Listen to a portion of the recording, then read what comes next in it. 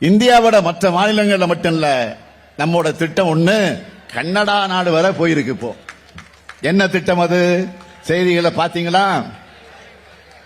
முதலமைச்சரின் காலை உணவு திட்டம் தான் இப்போது கன்னடா நாட்டிலையும் எதிரொலிச்சிருக்கு.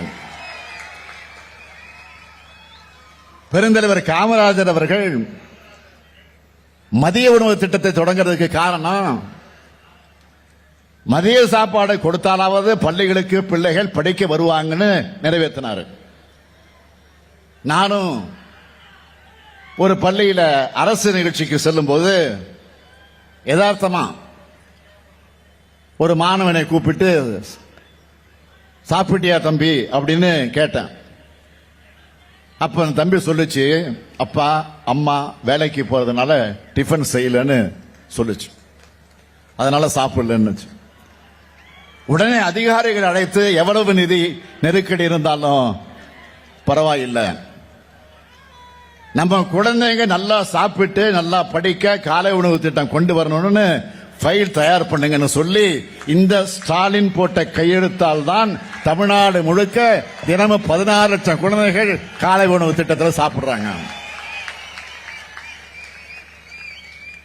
அது மட்டுமல்ல, நம்ம ஆட்சிக்கு வந்ததிலிருந்து தினமும் லட்சக்கணக்கான மகளிர் மகிழ்ச்சியா நாங்க ஸ்டாலின் ஐயா பஸ்ல இலவசமா பயணம் பண்றோம்னு சொல்லக்கூடிய விடியல் பயணம் திட்டம்.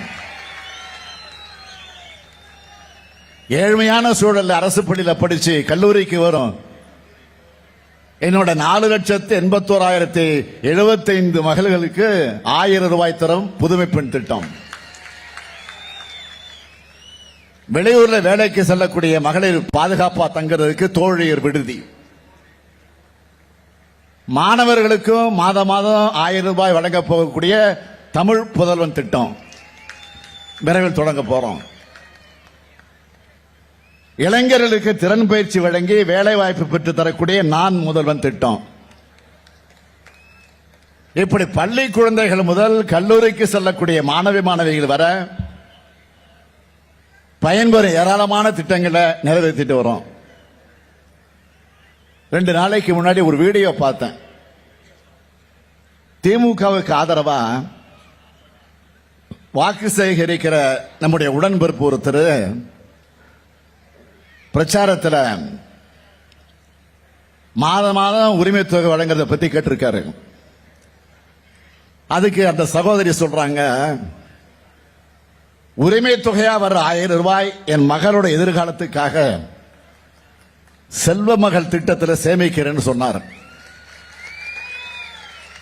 இப்படி தமிழ்நாடு முழுக்க 1,15 லட்சம் சகோதரிகள் உரிமையோடவும் பாசத்தோடவும் எங்க அண்ணன் ஸ்டாலின் கொடுக்கிற தாய் வீட்டு சீர்னு இருக்குன்னு சொல்றாங்க.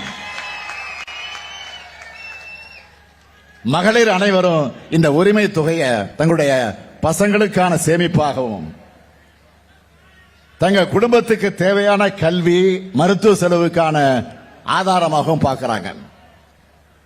இன்னும் சொல்லணும்னா, நம்ம சகோதரிகிட்ட சென்று சேரும் உரிமை தொகை நம்மளோட கிராமப்புற பொருளாதாரம் வளர உதவிகரமா இருக்கு. பல்வேறு பொருளாதார அறிஞர்கள் ஆய்வுகள் மூலமாக இதை சொல்றாங்க. ஒரு கிராமத்தில் 500 பெண்களுக்கு 1000 ரூபாய் வருதுன்னா அந்த ஊருக்குள்ள 5 லட்சம் ரூபாய் வருதுன்னு பொருள். இதன் மூலமா அந்த கிராமத்தில் பணப்புழக்கம் அதிகமாகுது, கிராம பொருளாதாரமும் வளருது.